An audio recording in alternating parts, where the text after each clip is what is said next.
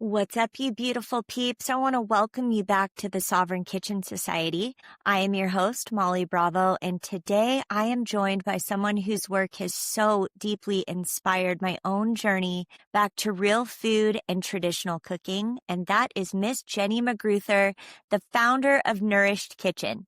If you have ever found yourself craving a slower, simpler, more intentional way of eating, to cook with your hands, to know where your food comes from, Jenny's voice is literally going to feel like a breath of fresh air.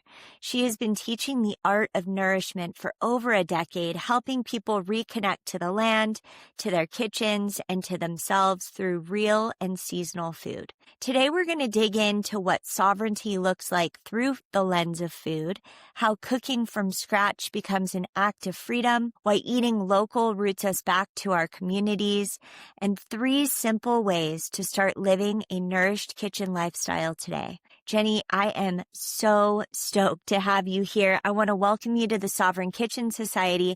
And if you would be so kind, would you mind kicking it off with a story about what it was like for you growing up and how you got started in the traditional foods movement? Naturally. It's my pleasure to be here. Thank you for having me, Molly. To start, growing up, I ate a standard American diet. We lived on a tiny island in southern Japan. My family did. We were military family. And so all of our food came from the commissary. And as you can imagine, much of it came out of boxes and cans because it wasn't very fresh. It had to travel the ocean from the U.S. down to our tiny little military base. So it was a lot of normal these foods, processed, Crystal Light, low-fat cookies, all sorts of, things like that. And so that's what I grew up on. Although my mother was wonderful. She would go off base and get us, lots of fresh local vegetables, fresh fish. And so I would dare say that we had a more nutrient-dense diet than most of the families on base. For that reason, is that she was willing to go out and buy from the local fishermen and farmers. And so I always had a love of cooking and a love of food. I remember being a little girl and I would invite my friends over and I would cook them things like Cornish hens, or like we would make muffins together, because I took a lot of pleasure, and I still do, feeding the people I love and in the pleasure of working with ingredients. By that time, we had moved back to the States, and so we were visiting farmers markets, and I was enthralled by the idea of like these vibrant, fresh cherries that I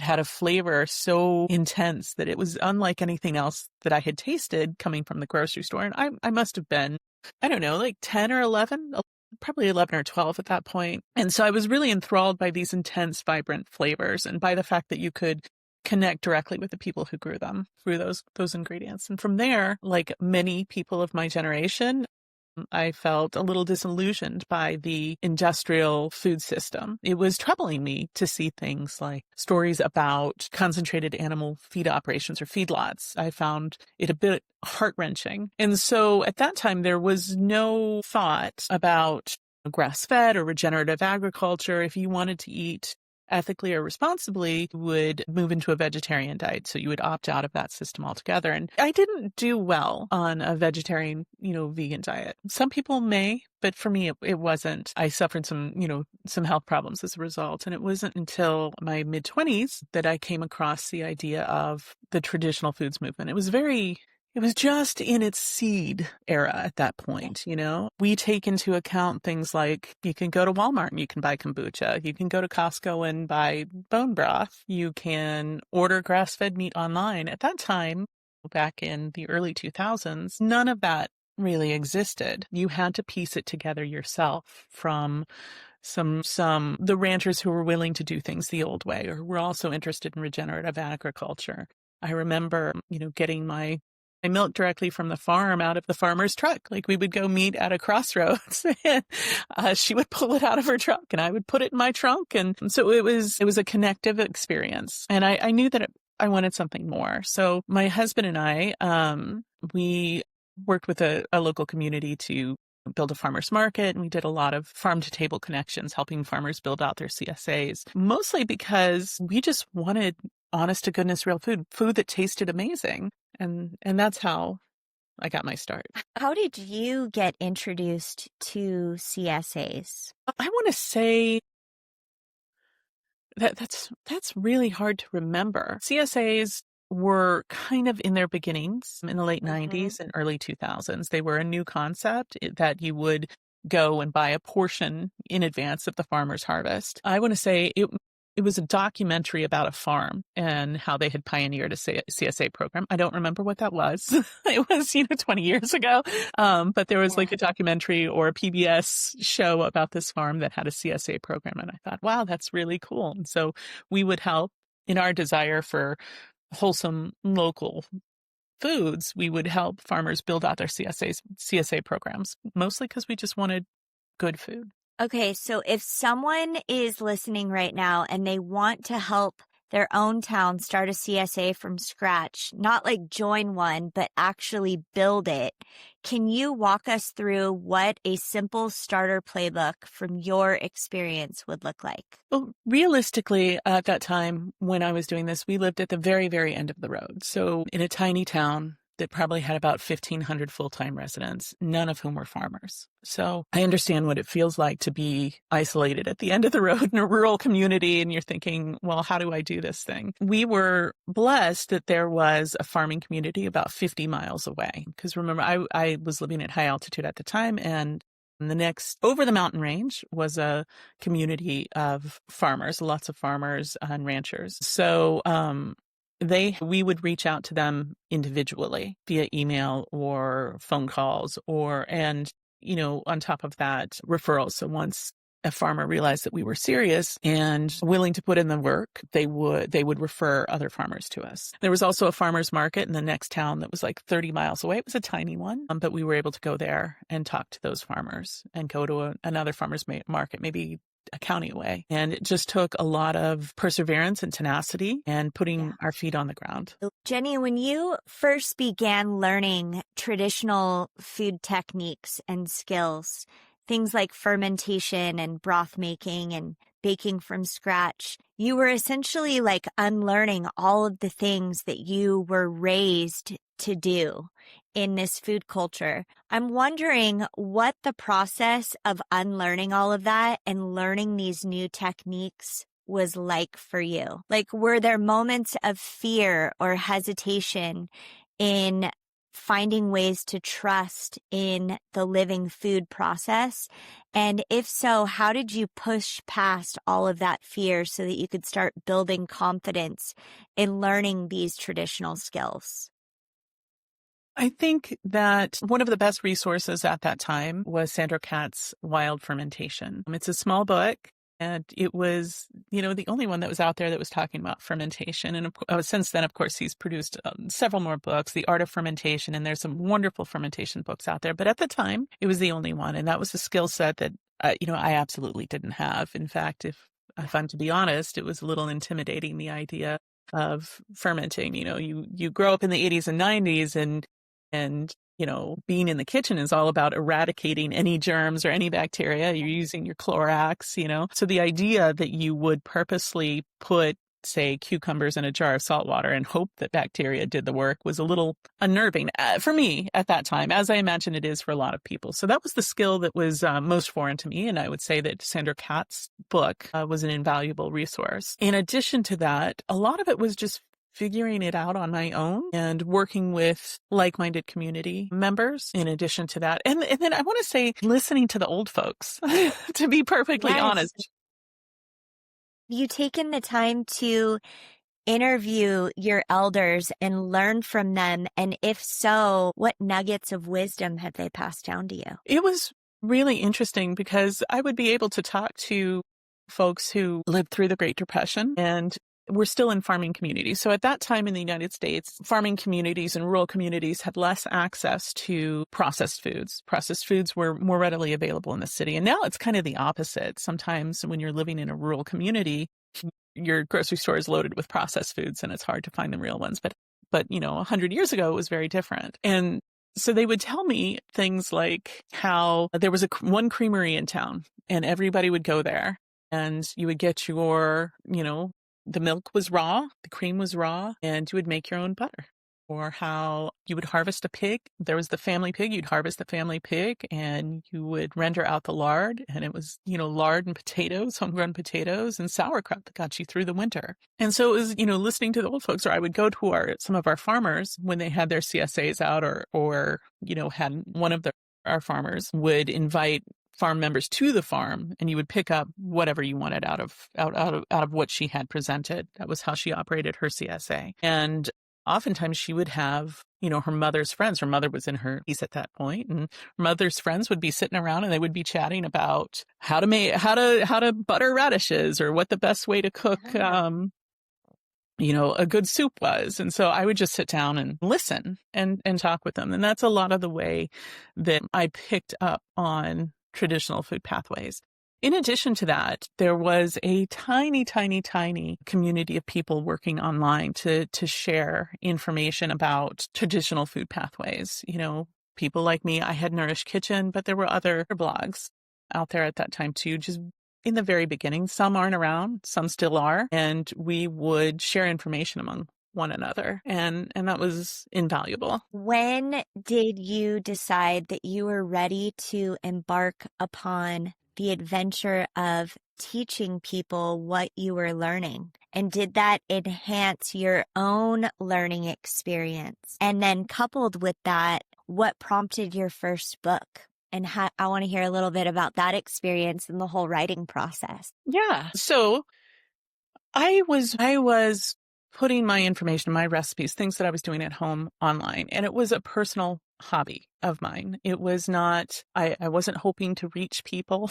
Like, it was just a way for me to be like, oh, my husband's like, what should we cook for dinner tonight? Here's this recipe that I put up.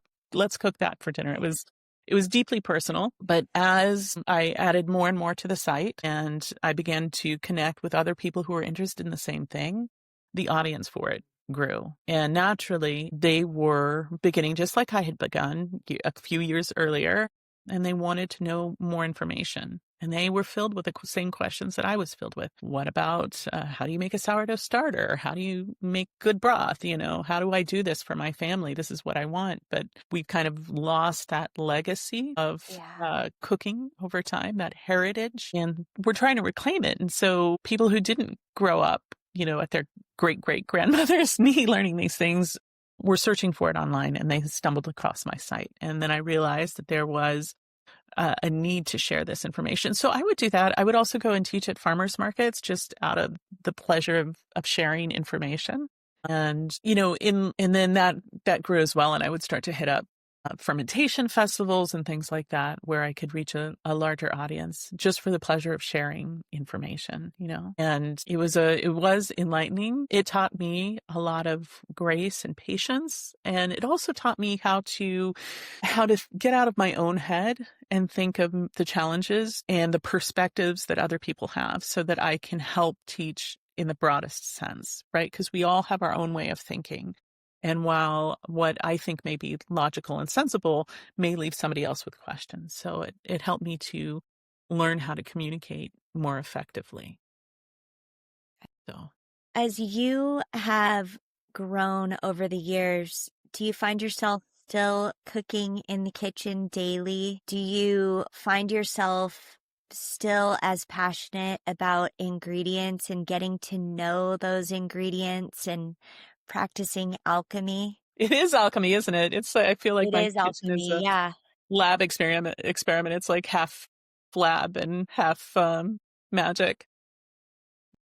I mean, yes and no. I've been at it for, a long time, because I was cooking a lot longer but before I started Nourished Kitchen. I would say some things have shifted for me. A lot of perspectives have shifted for me. But at the heart of it, I still cook every single day. Sometimes it feels like a burden, and often it feels like a joy. It can get exhausting to be like 3 meals every day from scratch. And of course, now I probably buy more of convenience items that weren't available 15 years ago. For example, 15 years ago, if you wanted raw sauerkraut, you had to make it yourself, because only obscure specialty stores would offer it, and it may not be local to you.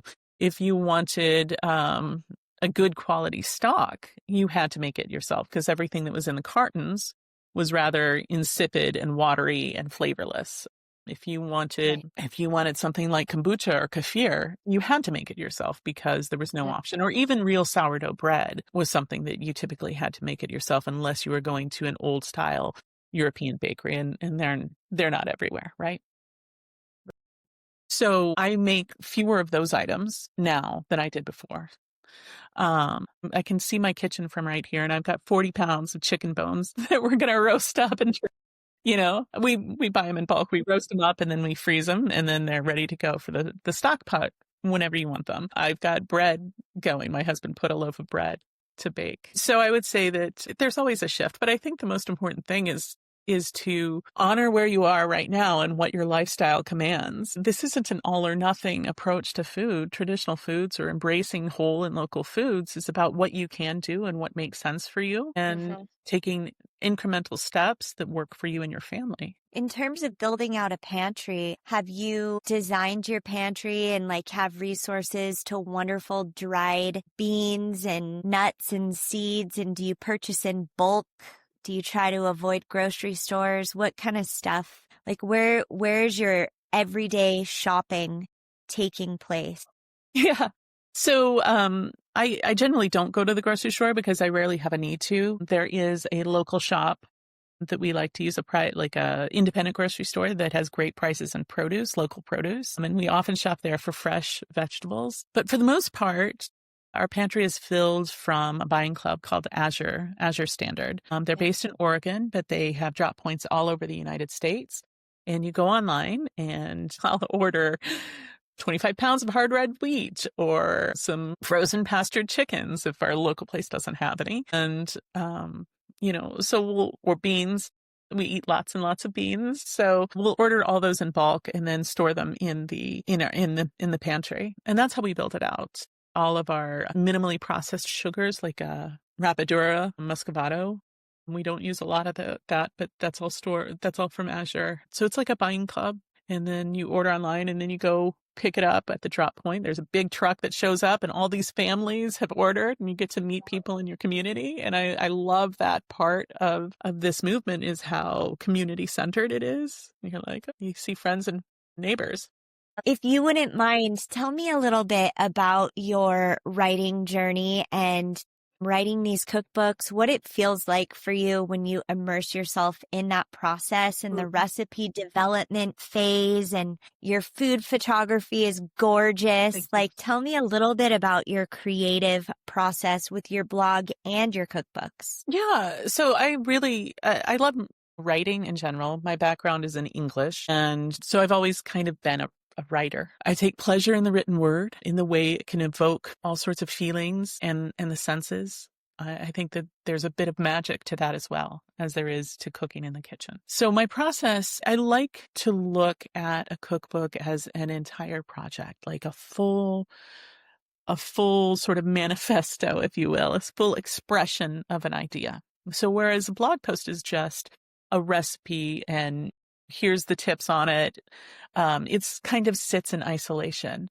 And there are a lot of reasons for that, but a cookbook, you have the ability to express a lot more. And so it's a great pleasure to write. I usually begin with Post-it notes, and I write random thoughts on these Post-it notes. Maybe it's a whiff of an idea of a combination of cardamom and blackberry, or perhaps it's a desire to talk about what real olive oil is like. And I put these ideas onto Post-it notes and I stick them on a wall, and I'll, come back a few days later and then I'll start to organize them so that they flow seamlessly. And I like to create that sort of vision in process. And there's a few things to think about when you're developing recipes in order to make them taste really good. And that is the combination of taste and flavor and texture. So taste are things like salty, sour, sweet, umami. Flavor is a little more complex than taste alone. The flavor comes from volatile oils and essential oils that are existing in your in your food. For example, think of when you squeeze the peel of an orange and how a little bit of oil drops out. All of that is, rich in volatile oils, and every plant has some of those. And meats and fish and have those kinds of flavor components too. And then of course you've got texture. So it's about combining contrasting tastes. So for example, salty and sweet, or salty and sour, combining contrasting tastes with complementary flavors. And what's really cool about that is that there are many plants and other foods, cheeses, fruits, vegetables, cheeses, meats, cured meats, that have compatible flavor profiles. For example, some of them may seem odd, like strawberries and Parmesan actually share some of the same volatile chemicals that give them their flavor. And so from there, you have this vision of what would go together. Much of it's intuitive, but sometimes it's more constructive. And then you build out contrasting tastes, complementary flavors, and you make sure that you have varied texture in there, because it's important to have something crisp or something crunchy, something soft, so that it's not all one singular texture for the most part. And so that's how I go about developing recipes, and it starts with that kind of vision about ingredients, about how they work together, about flavors and taste and texture. And from there, you build out the recipe through trial and error. You have to try it over and over again. And sometimes they're very successful right off the bat. And sometimes you can try it 10 times and it's not going to be successful. I mean, I fed my family some meals that are dreadful in attempts to put a recipe together that just didn't want to come together despite how I envisioned it. And so that's how it starts. And then throughout the process, you document. So you know what is working, what's not working. And then there comes the recipe. And from there, you have to make sure that it's written in a way that somebody with no knowledge of cooking can come in and read it and make it exactly like you did. And that's where good editing and a good team behind the book come in. How much recipe development do you do? Is that kind of the focal point of where you're at right now? I see recipes that are coming through on your blog daily. I assume those are probably things that you've made over the years, but do you find yourself always in the kitchen creating something, or does it kind of come in waves of inspiration?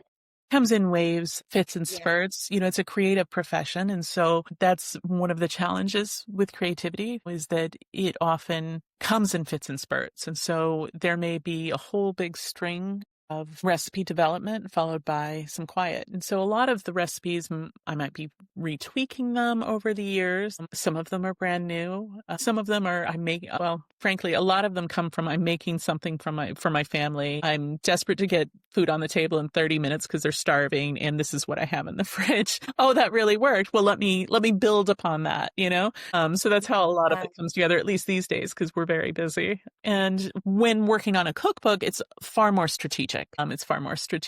When working on recipes for the blog, it's more like inspired by what I happen to have in the fridge, as opposed to planned out with a cookbook.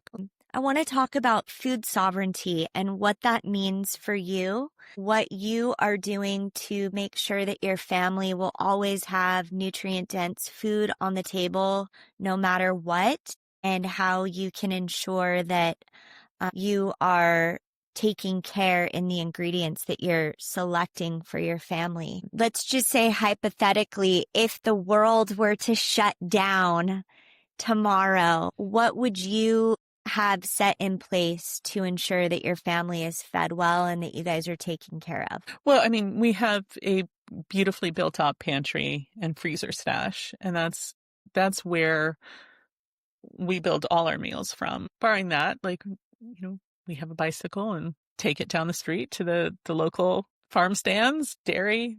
All of that is within a few miles. However, that access is a privilege that we enjoy, and not everybody has that access. So I think it's really important to recognize in food sovereignty that while we should always be pursuing rights for farmers to continue to farm the way they have been, the way they desire to, rights to continue to put farm stands up and things like that, those are always kind of under a threat from, local municipalities and various entities. So we should always be cognizant of supporting our farm culture, of growing our own as we can. For us, that means a lot of herbs and things like that. But I think we need to also be cognizant that not everybody has that ability. I do think you can grow something in virtually everywhere. Microgreens in an apartment are easy to do.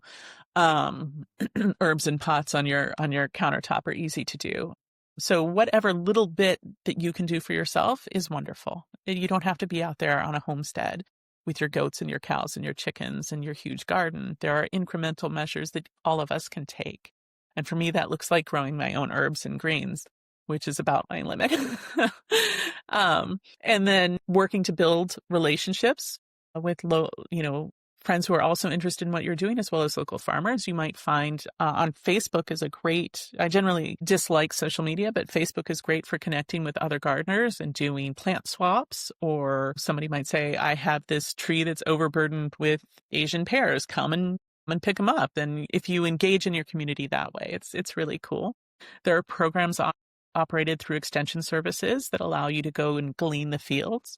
For people who are unfamiliar with that, gleaning is that you go and you pick the remnants of the harvest after the harvesters have come in. So that might look like a lumpy cabbage or some scarred apples that are still left on the tree. And gleaning is a great service. Oftentimes those services set aside some for local food pantries, and then some for their volunteers. And so those are all these resources that are kind of hidden away that we forget exist. And all you have to do is look for them through, contacting cooperative extension offices and looking on, social media for your local groups. And I think the most important thing to remember in all of this is that while you might strive for this ideal of everything made from scratch and everything made traditionally and grass-fed without exception, and I think that is admirable, and that's what I aspire to, that the most important thing to remember is that bellies are fed first, and then you work incrementally up from there. Jenny,